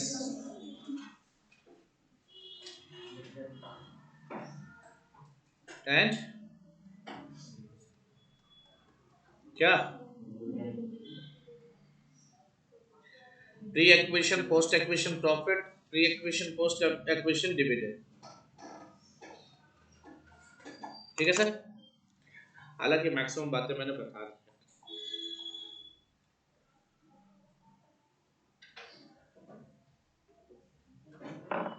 इसके नोट्स भी बनवाऊंगा, चिंता मत करो, क्योंकि हर चीज लिख पा रहा हूँ, हर चीज के नोट्स तैयार करवा रहा हूँ। ये जितनी कहानियां है ना, ये कहानियां कुछ दिन बाद भूल जाती है, लेकिन जब नोट्स लिखे रहेंगे तो कहानियां भी याद आएंगी और नोट्स भी रहेंगे। चले सर, ऑब्वियसली एक्विजिशन किसका हो रहा है, सब्सिडियरी का। एक्विजिशन किसका हो रहा है बेटा? सब्सिडियरी कंपनी का। चलो, S limited subsidiary company, yes no? एक सिंपल सी बैलेंस शीट देख लेते हैं। शेयर कैपिटल पुराना वाला उठा लो, कितना माना था मैंने? 20 lakhs। रिजर्व एंड सरप्लस कितना बोला था बेटा? 10 लाख, ठीक है। अच्छा, इस रिजर्व, चलो रिजर्व एंड सरप्लस मान लो जनरल रिजर्व या पीएनएल अकाउंट है, छोड़ो, ठीक है। और इधर साइड का मैं मतलब नहीं रखता क्योंकि we are talking about profit and dividend, तो ये इसी पे मैटर रहेगा, ठीक है। ध्यान से देखना, ये अप्रैल 1 की बैलेंस शीट, और एच लिमिटेड ने, सुनिए, एच लिमिटेड ने क्या किया? 1 अप्रैल को ही इसके सारे शेयर्स का टेक ओवर कर लिया था। यही था अपना क्वेश्चन, वही था, बोलो, अरे बोलो यार, ये तो था। ये कब टेक ओवर किया बेटा? अप्रैल 1 को किया, पक्का है? अप्रैल 1 को शेयर टेक ओवर कर लिया। अब क्या होता है, ध्यान से सुनना, इस कंपनी ने ये जो प्रॉफिट कमा के रखा था, ये सारा प्रॉफिट वैसे किसका हो गया? हो गया। चलो 2 मिनट के लिए प्रॉफिट को नहीं, पहले डिविडेंड को समझने की कोशिश करते हैं, ठीक है। चले, 1 अप्रैल को शाम को कंपनी, इसके बैंक अकाउंट में मैसेज आता है, your account has been credited with ₹2 lakh. जब इसने चेक किया तो पता चला कि जो शेयर अभी वो सुबह अक्वायर करके आया है, उस पे @ 10% का डिविडेंड मिला है फॉर कौन सा ईयर? प्रीवियस ईयर, क्योंकि ये ईयर तो अभी पहला ही दिन है। अब मुझे बताओ, क्या ये 2 लाख रुपए का डिविडेंड उसने अर्न किया है? क्या उसने डिविडेंड अर्न किया, कमाया है? नहीं ना, फ्री में मिला। डेट ऑफ एक्विजिशन को मिला, कब के लिए? तो क्या उस टाइम वो शेयर होल्डर था? ऐसे डिविडेंड को हम नाम क्या देंगे बेटा? Pre acquisition dividend. यही होता है प्री एक्विजिशन डिविडेंड, क्लियर है? अच्छा, मान लो इसके बाद वाले ईयर के लिए डिविडेंड मिले तो वो पोस्ट एक्विजिशन डिविडेंड। ये कहां जाता है सर? अभी क्या पढ़ा हमने, AS 13 ने क्या बोला? कॉस्ट ऑफ इन्वेस्टमेंट से माइनस। अच्छा, कई ऐसे भी मिल जाएंगे, मेरे पास कई बच्चे हैं मेरे, लेकिन पता नहीं कहां से पढ़ के आए। क्या बोला सर? नहीं, online offline I don't no, उन्होंने क्या बोला मेरे को, सर मेरे टीचर ने बोला था AS 21 ने कहा इसको कॉस्ट ऑफ इन्वेस्टमेंट से माइनस कर दो। इसको कॉस्ट ऑफ इन्वेस्टमेंट से माइनस करने को क्वेश्चन ने बोला AS 21 ने। भाई मेरे AS 21 इसको डील ही नहीं करता। AS 21 लिखता है कि इसको माइनस करना है, लेकिन विद रेफरेंस टू AS 13। तो AS 13 कहता है कि इसको कॉस्ट ऑफ इन्वेस्टमेंट से क्या कर देना है, 13 है वो, ठीक है, पक्का। आगे बढ़ते, जब आगे बढ़ेंगे तो क्या होगा सर? पोस्ट एक्विजिशन डिविडेंड जो होगा इस टाइम के बाद वाले, सॉरी पोस्ट, उसको क्या ले जाएंगे सर? वो हमारा नॉर्मल इनकम होता है, और वो कहां चला जाता है? क्लियर है इतना, पक्का। तो ये जो 2 लाख रुपए का यहां से निकला है डिविडेंड, ये हमारा कौन सा डिविडेंड हो गया? प्री एक्विजिशन हो गया। सर अभी भी तो यहाँ पे कितना प्रॉफिट बचा है? अब मुझे एक बात बताओ यार, क्या ये प्रॉफिट मैंने कमाया है? भाई मेरे इन्वेस्टमेंट करने के टाइम पे ये प्रॉफिट ऑलरेडी इस कंपनी के वर्षों की मेहनत है। भाई पिछले कई साल से कंपनी मेहनत कर रही है, कई ईयर से पीछे मेहनत कर रही है, मैं यहां पे आके एक्वायर करके जा रहा हूं, और जब एक्वायर किया ऑलरेडी ये प्रॉफिट पड़ा हुआ कंपनी की जेब में, और वो पूरा प्रॉफिट मेरे खाते में आ गया 8 लाख रुपए। तो बेटा मैंने इस प्रॉफिट को कमाया नहीं है, ये प्रॉफिट इस पर्टिकुलर टाइम पीरियड से आया है यहाँ पे, तो ये कौन सा प्रॉफिट होता है? ये प्री एक्विजिशन प्रॉफिट होता है। और जो प्रॉफिट इस टाइम पीरियड एक्विजिशन की डेट के बाद जनरेट हुआ है प्रॉफिट, वो क्या कहलाएगा? वो पोस्ट एक्विजिशन प्रॉफिट कहलाएगा। क्लियर है? पक्का है? कॉस्ट ऑफ कंट्रोल कौन से दिन कैलकुलेट होता है? उसमें कौन से एलिमेंट्स काउंट होते हैं, प्री वाले या पोस्ट वाले? प्री वाले काउंट होते हैं। क्योंकि जब मैंने अपने क्वेश्चन में याद कर लो, जब मैंने 25 लाख रुपए लगाए थे तो उस टाइम मेरे को क्या मिला? उस टाइम मेरे को 20 लाख का कैपिटल बना बनाया मिल गया। मिला नहीं मिला? अगर नेट वर्थ देखोगे कंपनी की कितनी थी? 20 प्लस 10 कितना हो गया? और मेरी होल्डिंग कितनी थी सर? 100%। तो मेरे पास कितना आया? 30 लाख। ध्यान से सुनना, कॉस्ट ऑफ इन्वेस्टमेंट कितना आया था सर? तो मेरे को फायदा हो गया ना? कितने का सर? लेकिन सर ये गलत कर रहे हो।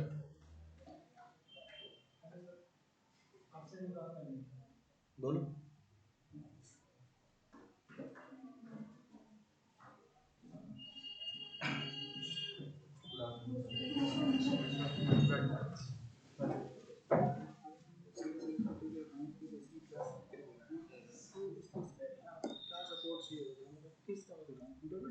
हाँ वही जर्नल लेजर ट्रायल बैलेंस ना मतलब वो इनको किसी को नहीं कहा। वो जर्नल लेजर ट्रायल तो पहला चैप्टर सीए फाउंडेशन मॉड्यूल है ना, पहला और दूसरा चैप्टर इंट्रोडक्शन, पहला और दूसरा चैप्टर बस। जिसमें जो टॉपिक है कैश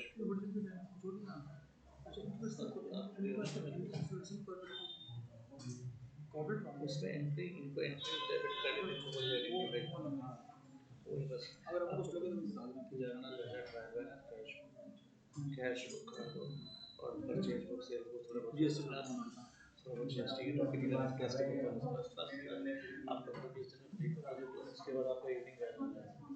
हाँ टाइम मिलेगा। मैंने खुद सर को बोला कि इवनिंग बैच चला जाएगा, टाइम नहीं मिलेगा, अभी दे दो कर ले सब बच्चे। हाँ वही ठीक है।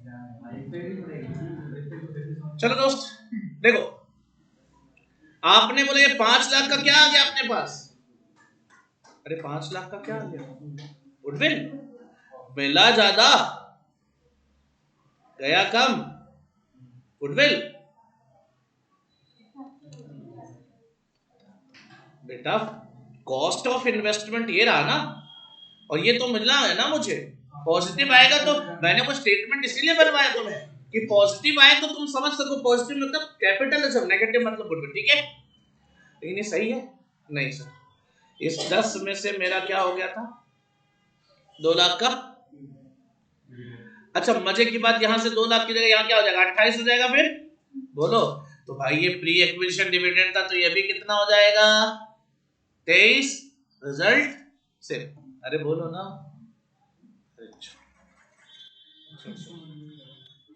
वो बीच में ब्रेक लग गया ना थोड़ा सा, तो तुम लोग हिल गए, क्योंकि तुम उस टाइम पे एनालिसिस ऑफ द फैक्ट नहीं करोगे, उस टाइम पे तुम अपना एनालिसिस चलाते हो। अरे अभी तो सुन रहा था, पता नहीं क्या बातें कर रहे थे। तुम बताओ, अभी कोई डिस्टर्ब नहीं करेगा मुझे अगले 2 मिनट के लिए, ठीक है? तो बोल तो दिया, अगले 2 मिनट के लिए मुझे कोई डिस्टर्ब नहीं करेगा। बहुत इंटरेस्टिंग कंसेप्ट चल रहा है, 2 मिनट बाद मैं खुद डिस्टर्ब हो जाऊंगा। अच्छा क्यों? मेरी क्लास 3:30 से थी, 3 से 3:30 से थे। मैसेज दे। अच्छा आज तो मैंने शेड्यूल देखा है, आज तो मैंने शेड्यूल देखा है। क्या हो गया?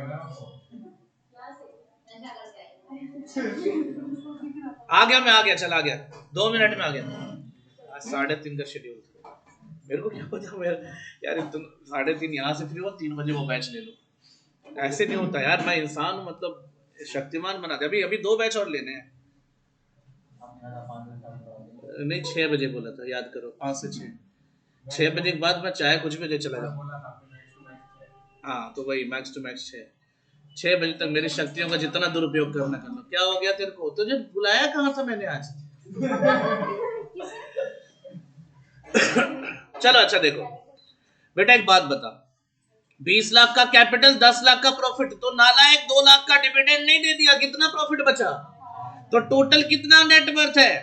वो पूरा 28 लाख मेरा है और मैंने इन्वेस्टमेंट कितना किया था, और 2 लाख का प्री एक्विजिशन डिविडेंड माइनस नहीं करूंगा तो कितना आएगा?